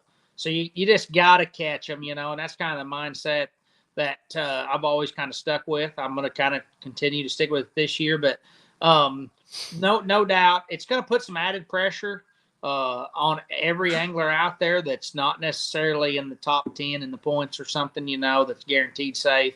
And it's probably going to work on a guy a little bit, you know, but it's just kind of what it is. I kind of feel like, you know, it's an opportunity to better yourself a little bit because we get to throw one out. And I haven't threw one out yet. And so for my 3rd year here, if I had a terrible year and just crashed the plane, something terrible, I do get to throw it out this year. Now, with that being said, next year, I'll have to take 4 years and average 3. And so then it'll put more pressure on the following years. So I'm trying not to think about all of that other than just the fact that business as usual, you're going to have to catch them or you're going to be in trouble regardless. But I don't really think that they saw some of this catch all you can catch coming back necessarily, or we wouldn't have picked places like Santee Cooper, Toledo Bend, the Chewing River, you know, that had big fish in it. And we were fishing for 5 when they made this schedule. And so they're probably trying to fly by their seat of the pants a little bit and give maybe the fans what they want. And we're just all rolling with the same punches. Well, I mean, your first 2 years on the Bass Pro Tour, you performed at a level that's keeping you safe. So if you do what Jeremy Lawyer does, you're good. But your point about these big fish fisheries, that's going to be a decision. Yeah, you go to Santee Cooper and try to catch all you can catch, that might be a problem. Yeah, and I don't think places like Santee Cooper or the Chewing River or some of those actually have that many bass in them. Santee, you look at the weights, in the elites out there the last couple of years, the guys weren't really catching that many fish. They may have caught a good bag of fish at the end of the day, but they weren't catching that many. And so I think a place like that, it might be hard to even go and attempt to try and catch just scoreable bass, because I don't know that there's that many that live there. And I've never been there before. I've never been to Chowing River. I've been to Toledo Bend back in 2005. Several of these places I've never been to recently. But, it's just kind of the mindset that you just got to go out there and catch them. That's just all there is to it, and hope that you can get around a group of fish and do well. But, I was fortunate the first year. I will say I had a couple of lucky breaks and found a couple of groups of fish that helped me. And hopefully this year I can continue to just hunt and peck around and find a couple of those groups of fish and keep my average up, because the whole deal is over the next couple of years, if your average falls, then there's a good chance that angler's going to as well. Well, you have a good base so far to build off of, and if you fish like you did in 2022, you're golden. Well, if they allow it, I could put you on a hell of a school sand bass down there at Santee. I tell you right now, what do you recommend down there at Santee Cooper? Yeah, well, I think the worst thing an angler can do is just think about what he's done in the past and go that way with that kind of mindset, because I've had some years that weren't good at all and got rid of them, and then other times, it's been fortunate. But I think a guy just needs to focus on what's out in front of him and go from there, and see where it lands. But the minute that he gets comfortable and thinks that, well, I'll just go catch them again, that's probably not a very good recipe right there. So I'm sure it'll be a high adrenaline, a high pace, type event again, different from the 5 fish for sure. And I think it'll work on a lot of anglers, probably including myself. Yeah, no doubt. Well, we're going to have our eye on you, coming on a show like this, you're now a friend of the show. That's just how it rolls. Yeah. And you're a friend of SFT. So if you ever come in this part of the world, we got your back, but we're going to be pulling for you. We're going to be watching you, because we don't miss a minute of any of it. Yeah. And do what you do. You're going to be fine. Yeah. So, what do you got to say there? A couple last, we're gonna let you go. So, but what do you have, sponsor wise, that you want to say anything that's happening, your website, your social media, if you want to tell everybody how to get a hold of you and what's happening in your life. Well, you can follow me along on Instagram and Facebook. Everything's Jeremy Lawyer Fishing. We'll have Freedom Tackle Friday tomorrow. I try to give out some tips and different things, have some fun with it. Something somebody can look forward to a couple of Fridays a month. It's not every Friday, but definitely be one tomorrow. And then just keep up with the Bass Pro Tour and follow along. I appreciate all the encouragement. I've made a lot of friends over the years and met a lot of new people all over the country. And being from a small town in the Midwest, without the opportunity to fish nationally and like the Bass Pro Tour, I've seen a lot of things out over the country that I never would have witnessed. So it's been a great move. It's been a blessing on me and my family, and I hope it continues for many more years. And I feel like I'm lined up with a lot of great partners, and we have some great products, and we continue to build some great products. And so hopefully everything just keeps moving forward, and it'll be business as usual if, just keep catching some bass and having a good time trying to focus on doing it. Beautiful. Love it. Well, if you're heading on that north for that northern swing and you need something, you just slide on in here and we got your back. Thank you so much for coming on the show. Yeah, I appreciate you guys asking me. I'll do it again anytime.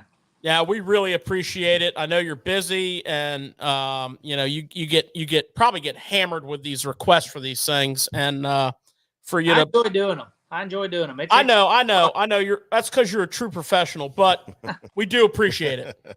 Well, thank you. Appreciate it. Thank you very much, Jeremy. And we will talk to you, I'm sure, at another moment in time. And thank you so much for joining us. All right, you guys have a good, and I appreciate it anytime. Thank you. Take care, buddy. There you have it, everybody. Jeremy Lawyer, the one and only.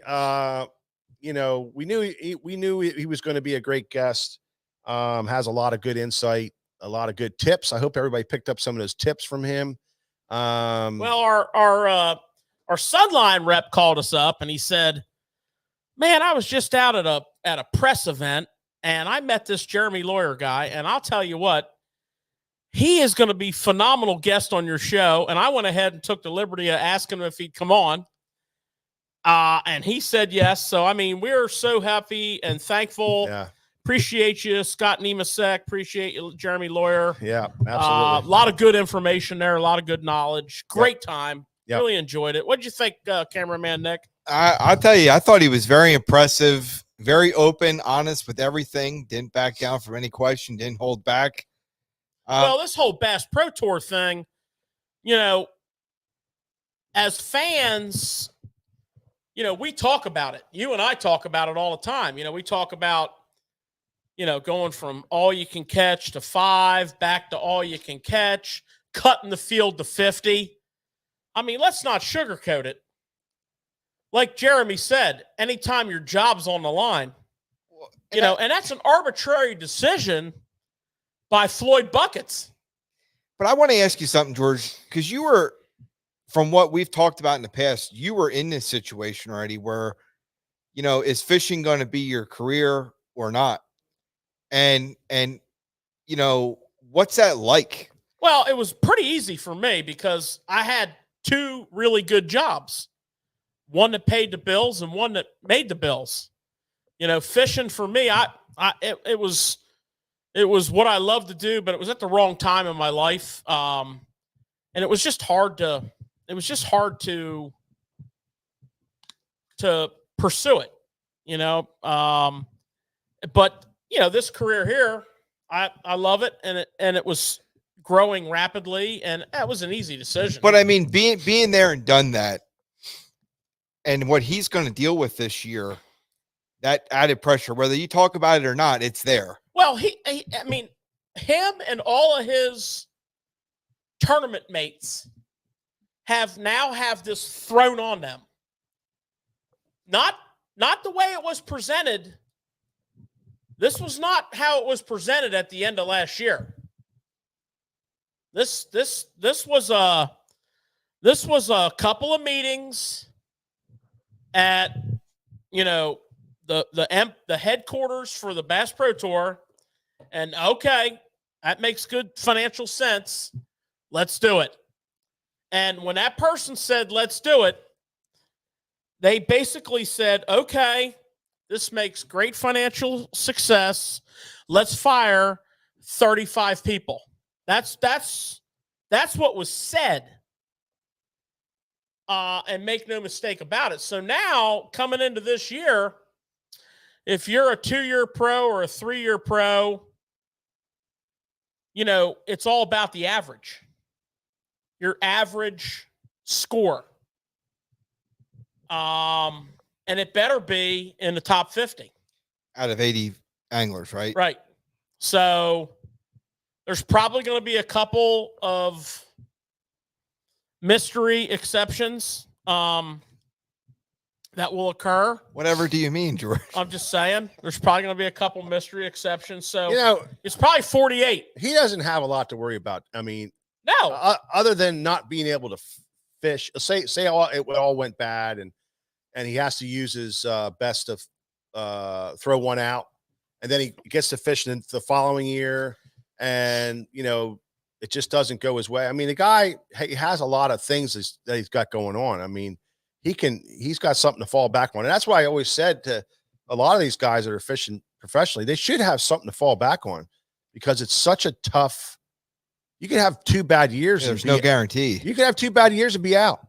Well, I mean, you know, you've seen guys have a couple bad years. This guy Lawyer has, but he's not going right. He's got an awesome average. Yeah. You look at his, right. You look at his standings here, and you look how many top 10s he has and how many top 20s he has over his whole career. Well, if you look at the last 2 years on the Bass Pro Yeah. Tour, he caught him. But I'm saying, you know, he's caught him for a long period of time. So he's a solid angler. And I like how he broke down that the last 2 years, his 2 years in the Bass Pro Tour, one was catch all you can and one was your 5. And he's done great with both. Mm-hmm. But I did like how he was open and honest with the schedule that they put out this year and where was their thinking in that. 5 big ones. Interesting. Yeah, absolutely. All right. Well, great conversation with him. Thanks everybody for sticking with us. We got a little bit more Tackle Shop Live we're going to roll into here. Won't take too long, but we still got some stuff to cover. Good stuff. Bassfest 2024. 2024? 4. Damn. I know. What happened to 2023? That's gone, bro. Time flies when you're having fun. It's gone. She gone.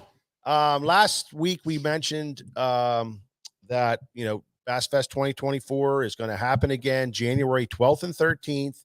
And we nailed down Jeff Gustafson. We call him Gussie because it can't pronounce his last name. Or the Snow Leopard.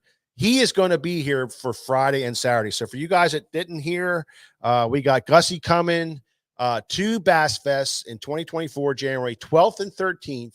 I got news for you. Here at the shop. We are so excited to have him news here. for you. Yeah. I hope that we can talk him into doing a thorough seminar or 2 on Demii rig, or what he calls moping. Yeah, moping, right. Because I got news for you. I will not be working during those seminars. I know. Because I'm so intrigued by this. Where's George? I'm so intrigued by this. I've been really spending a lot of time with my spinning rod and my Z-Man 3.5 inch and 4 inch on my jig heads and moping. Yeah. Demii rigging. Yeah. I've been spending a lot of time. I did it a lot today. Yeah. Well, so we have Gussie coming and you guys can come here and he will do a seminar on F-Wars, I'm sure, if we ask him. And he'll be here courtesy of Shimano G. Loomis. G. Loomis. Yeah. Yep. And then courtesy of Susquehanna Fishing Tackle, sfttackle.com, we have Greg DePalma coming back.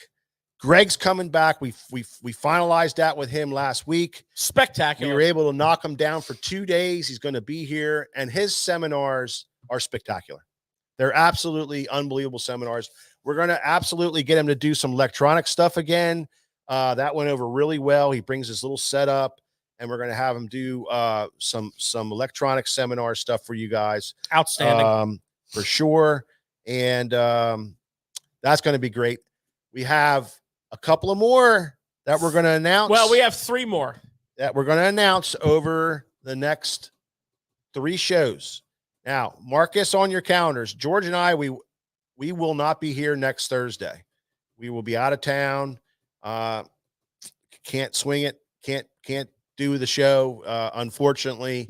So we're going to miss next week. But then after that, the next 3 weeks, we're going to be announcing our seminar speakers. And I'm telling you, like I told you guys last week, very spectacular news coming. Spectacular news coming. In addition to this, I don't know how we can do it, but there's more spectacular news coming. Well, I know a couple. Yeah, so I know a couple. We are super excited about it. I might have talked to a guy. We are super excited about it, and we're going to. I can't throw them all out at once. It's no fun. We're going to make you sweat. We're going to make you think about it. You're going to say, why are these guys doing this to us? We're going to roll this stuff out a little bit at a time. But I'm telling you, you do not want to miss Bassfest 2024 here in the shop in Columbia, Pennsylvania, January 12th and 13th. Put it on your calendar now and do not miss this show. It's going to be spectacular. Not only on the savings and all the great buys you're going to get, but just the information and the learning and the knowledge that you get from this show is well worth the 4-hour drive, the 5-hour drive, the 6-hour drive. We've had people drive 7 hours. We had a guy last year came up from Florida. I remember that. Yeah. Had a guy come up for Florida. from Florida. And here's the other thing. Which is usually not what people do in January. Oh, he was all pumped up. I know. But the seminars, we don't do lives on live No. because you got to be here. You got to be here.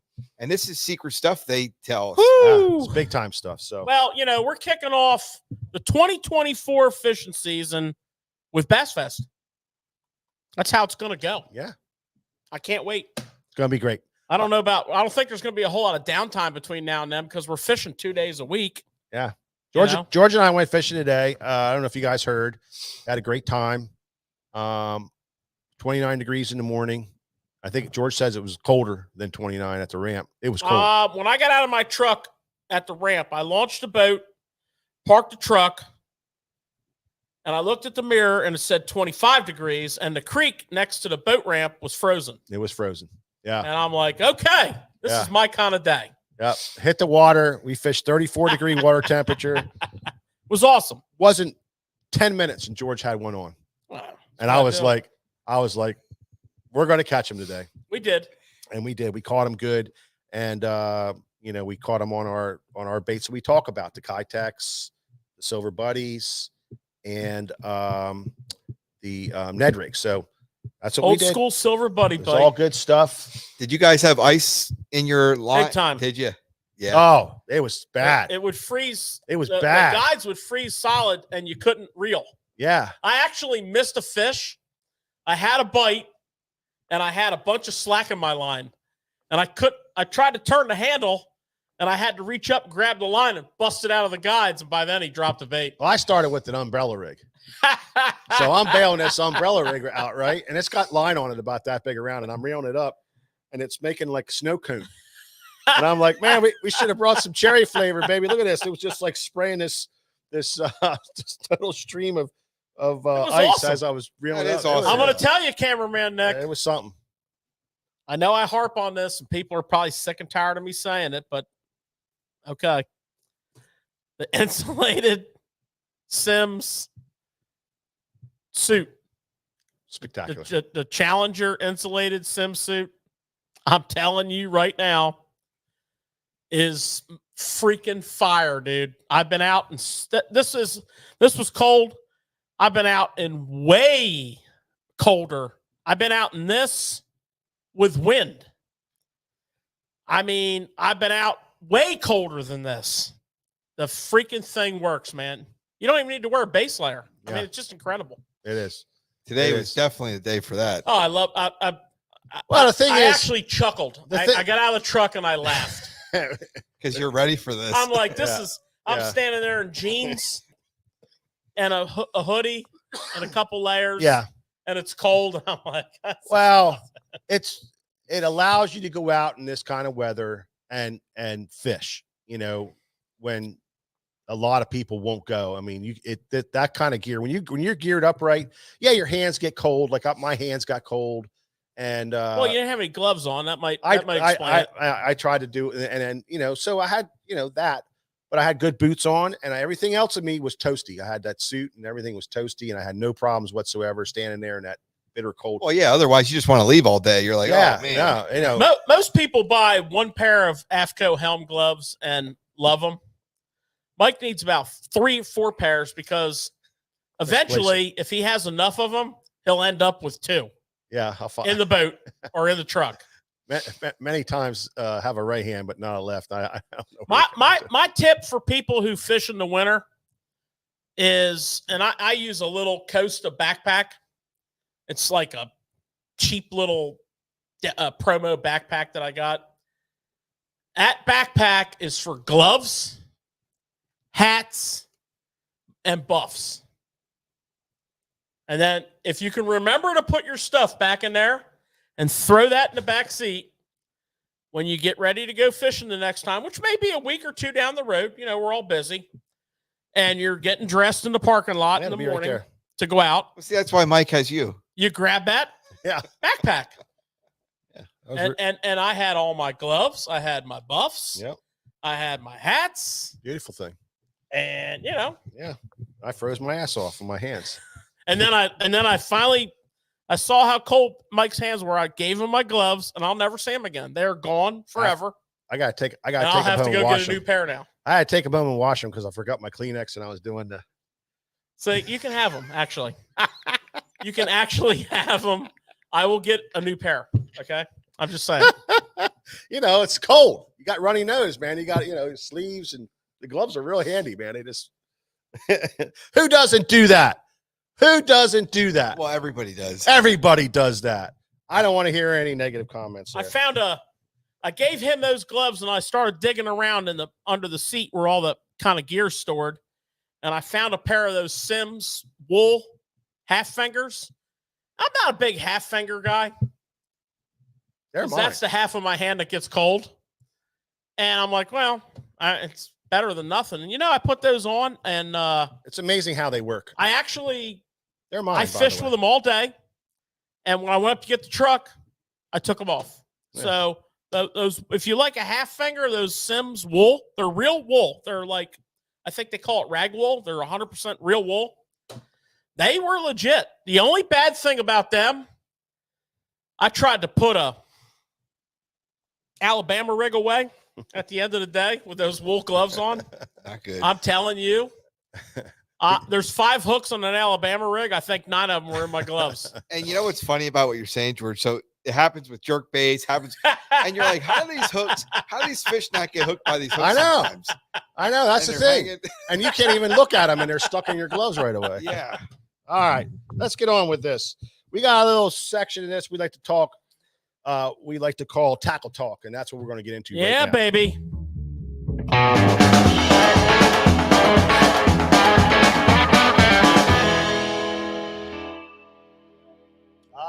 Robert, I hope you got the date. That's January 12th through 13th for Bassfest 2024.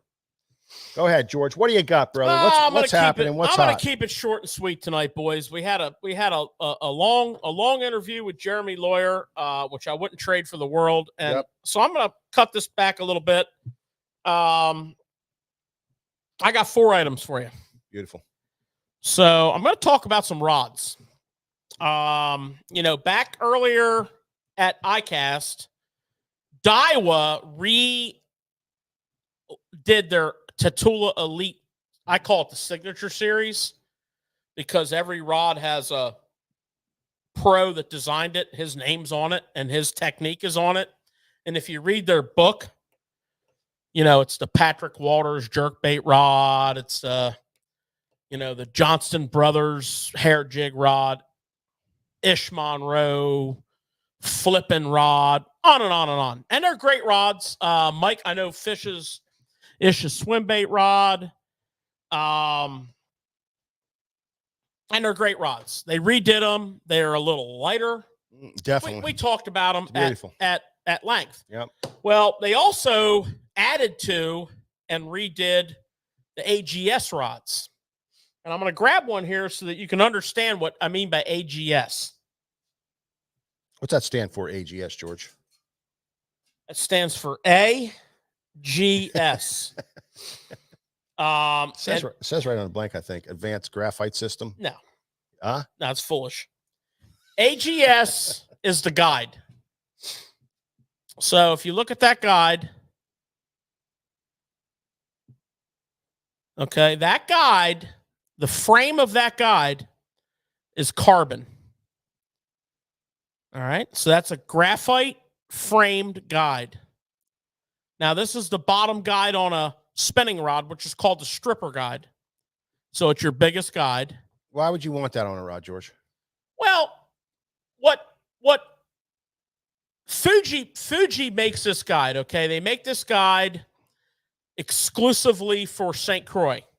And then St. Croix licenses a guide to Daiwa. And the reason that they do this is because the guide is much lighter. So when you take a rod blank without anything on it, and this rod has 1, 2, 3, 4, 5, 6, 7, 8, 9 guides and a tip. So if you take this rod blank with nothing on it, no handle, no guides, it feels different than it does now. Because as you add all this product to it, it softens it up a little bit. Obviously, it adds weight to it. It adds weight to it. It takes some of the stiffness out of the blank. It kind of flexes it, if you will. So with the AGS guides being carbon, they're much lighter. That is reduced. Also, they're more sensitive because they're graphite guides. So the transmission of the vibration from the line to the guide to the blank is more efficient. And I spent a lot of time fishing AGS guides.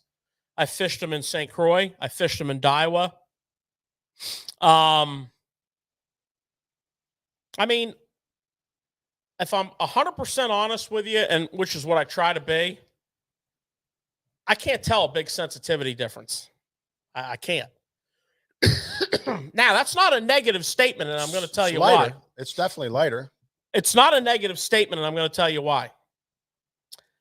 The rods are very sensitive. So in the St. Croix, it's the Legend Extreme, and in the Daiwa, it's the Tatula Elite. So this rod is very sensitive. Whether it has this guide on it or another guide on it, it's very sensitive. That St. Croix rod, the Legend Extreme, of which I have two, and I've fished them for several years now. Yeah, they're very sensitive. Is it the most sensitive rod that either of these companies make? No. This is in the middle of the price pack for Daiwa.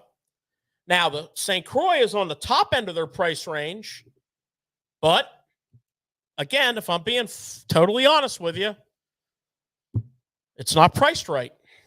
I mean, it's a great rod. I love both of mine. The handle's a little different, but, you know, it's a little they probably regret pricing it at that price point. It's a great rod. It's super light. It's super sensitive. Is it $600 and something? I don't know. That's up to the owner of the rod. If you're happy with it, then yeah, it's priced right. This rod right here, this is $299.99. There's quite a few options. This rod feels great, by the way. This is a 7-foot medium extra fast taper. I pulled that out special for you. I mean, this rod right here is your standard #1 all-around choice in spinning rods. So if you're going to buy a Daiwa, Tatula, AGS, this is called the Ned Rig rod. Okay? Buy this rod. This will be your all-around rod. It's got just enough tip for a lot of things. It's light enough for drop shot, Ned Rig. It's beefy enough for ball head jig with a number of different tails on it. I would fish a blade bait on this rod all day long. So I wanted to show you guys that. And also, Tatula is doing some cork handles. Okay? So this rod is I don't even know whose signature that is. This is Patrick Waller's jerkbait rod in the AGS. Yeah, I don't know what rod. I don't know whose signature's on this rod, but this rod's spot on. And then here's your AGS guide in the casting. We were talking about that too. And you'll notice it's a much smaller, obviously, guide. This is the Patrick Walters jerkbait rod, 610 medium. Perfect wheelhouse for, you know, your average jerkbait rod. And to be honest with you, the flex on this is a medium. This flex is a lot more like a medium heavy. And if you know over the years, if you're a regular on this show, you will realize that Mike and I are medium heavy jerkbait guys all day long. This rod, I am here to tell you, if you buy this rod as a jerkbait rod, you will be extremely happy with this rod. This rod has the perfect stiffness. It has the perfect taper. This rod feels great. It's got the cork. It's got the carbon reel seat. I mean, this rod is money. No wonder Patrick Walters put his name on it. So I wanted to introduce the Chris Johnson. I wanted to introduce the AGS Tatula Elite rods to you. They're a very sophisticated rod blank made with a Nano Plus resin, so it's a very fine amount of resin for the strength. You're not getting a lot of weight with resin. Of course, the AGS guides, technique specific, and they're a legit rod. The way the blank is made, it reduced twisting. You'll notice some rods have a tendency to twist under load. These don't. So, yeah. While we're on rods here, Mike's going to go with some. I'm going walleye fishing. He's going to go with some big money. I'm going walleye fishing, so I needed to get a walleye rod, and it just so happened that G. Loomis just came out with a whole walleye series in the GLX series of rods. This is the G. Loomis GLX walleye series. So it's the GLX graphite with the walleye tapers and actions, a little bit more moderate, perfectly set up for the different styles that they have here. This is a 850S, so it's a 7.1 light. Gives you that nice tip. Not too, I don't think it's real super light. I think it's perfectly set up there, but it features a CI4 carbon fiber handle, which is what kind of comes from the Shimano side of things. And they brought it over into the Loomis rod. So it's a lot, real sensitive transfer from the GLX graphite into the CI4 carbon fiber handle, and a nice cork, full grip. Walleye guys like the full grip. We understand that. There's your full grip right there. And the other thing it has recoil guides on it. As you can see, the guides are really super durable. You got that there, Nick? They're a titanium wire frame. Yeah. So that no ring to chip, right. Insert ring. Exactly. To chip. Exactly. No insert ring, really durable, in and out of your rod box, bouncing around in your truck. You're not going to worry about your guides. Couple things, if I may. Go ahead. So this guide was used in GLX a generation ago, and it is still used as the top 3 to 4 guides on NRX. Right. So NRX is SIC. You're right, and then transfer. Actually, I think it's a different frame than SIC, but whatever. And then it converts to this. Now, what's interesting about this walleye series, and you're going to need to pick them up. So this rod right here is 850S 7.1. Okay, so if you go to a GLX and you buy a drop shot rod, what they call a DSR, it's going to be an 822, which means it's 82 inches long. This is a 85 850. So this is 85 inches long. So this is 3 inches longer, but this is basically a drop shot rod. In GLX. Well, I mean, they have a GLX drop shot rod. But in 7.1. This is basically a 7.1 drop shot rod / Ned rig rod / finesse rod that happens to say walleye on it. And there's about 4 rods in this series, maybe 5. They average about 5.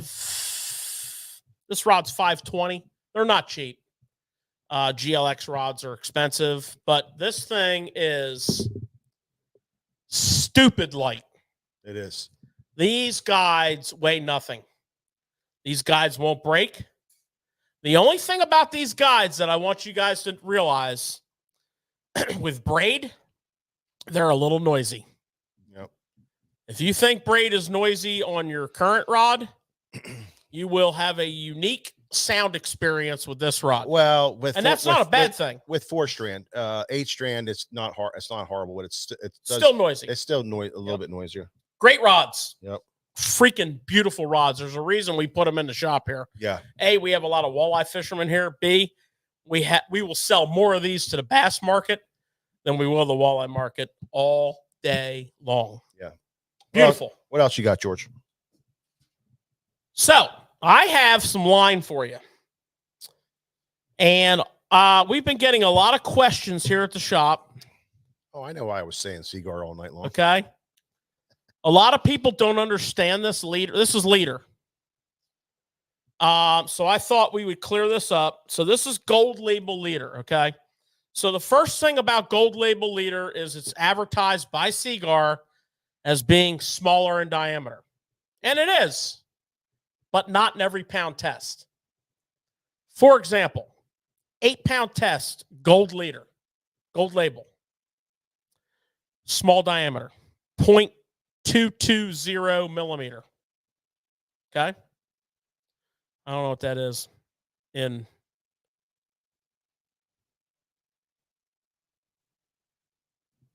maybe point, whatever. But here's my point. I want to get bogged down. Blue label, okay, which is half the price. 8-pound test is 0.215 millimeter. So gold label is being advertised as small diameter, but in 8-pound test, it's not smaller in diameter than the blue label. But in 15-pound test, it's pretty close. But it's still smaller. It's 0.285 versus 0.330.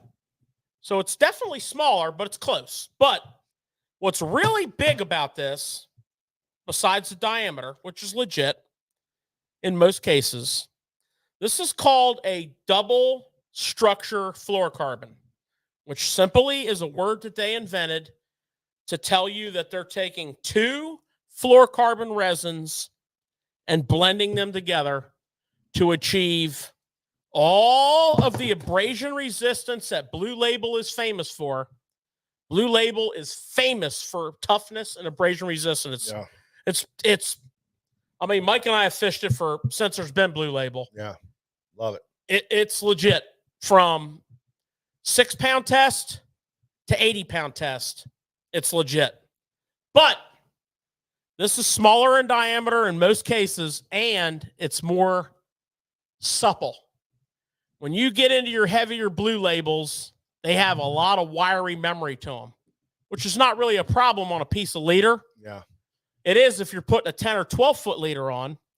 This does not have that. This is like your most well-behaved, spoolable Invisex with your toughness of your blue label.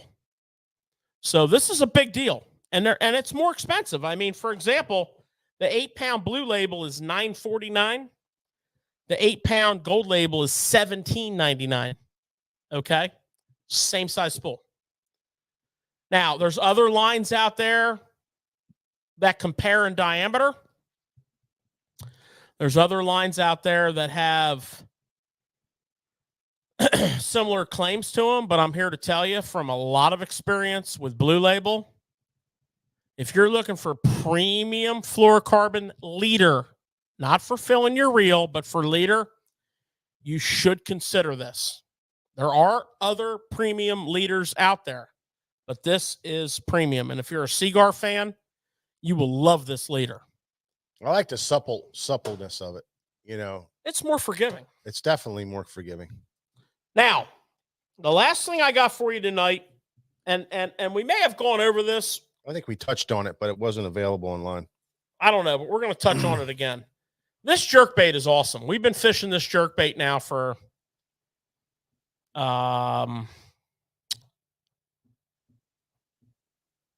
7 months. Okay, we have one. We've never lost it. And we've caught catfish on it and still haven't lost it. But this is the Rapala PXR, the Maverick 110, which means it's 110 millimeters long. $15.99.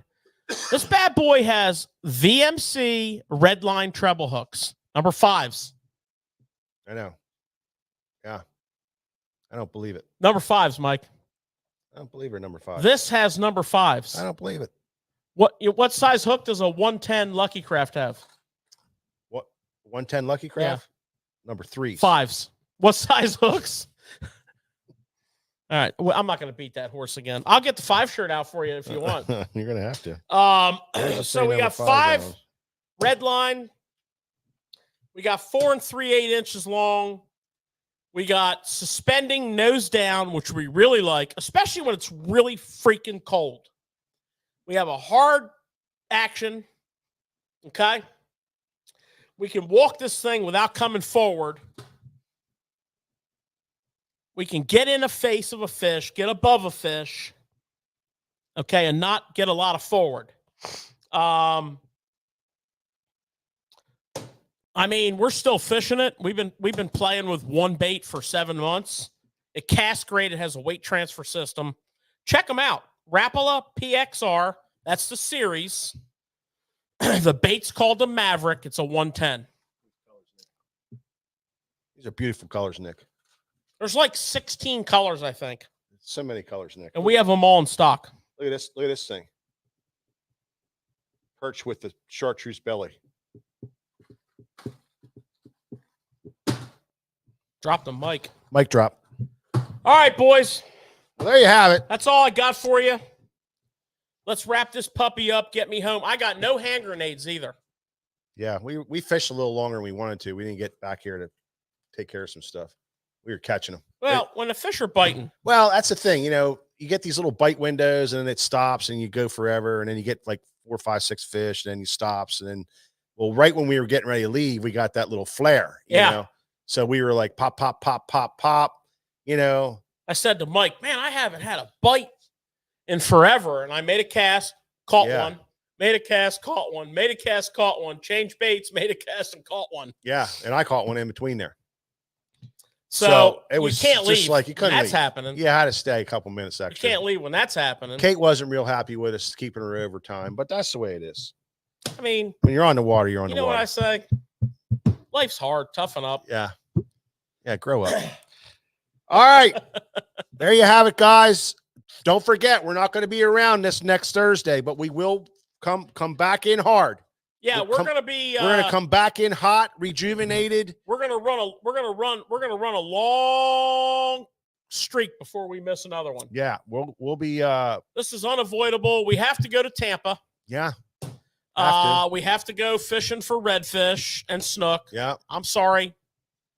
I mean, I said let's not go. We should do the show, but you know, I was overruled by everybody else. Are you guys bringing a travel rod with you? Heck yes. Oh yeah. The ones you put together. Heck yes. Nice. Yeah, we're gonna have it all there. We're going out in Tampa Bay, and we're gonna catch some snooks, and some redfish, and whatever else. You know, I'm not above catching. I'm just saying. Fish. I'll catch anything. I'm just saying that's going down next week. Yeah. All right, guys. Thanks so much for stopping, and we'll see you on the next Tackle Shop Live.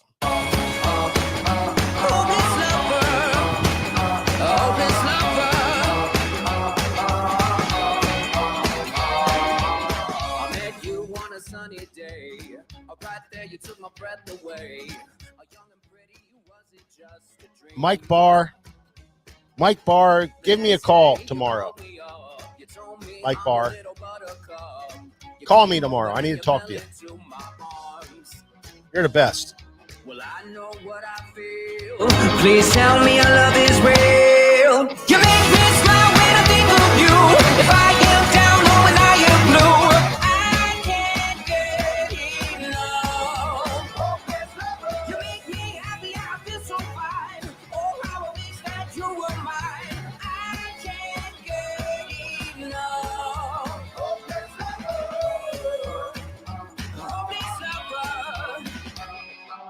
I woke up all soaked in sweat, with chills running down my neck.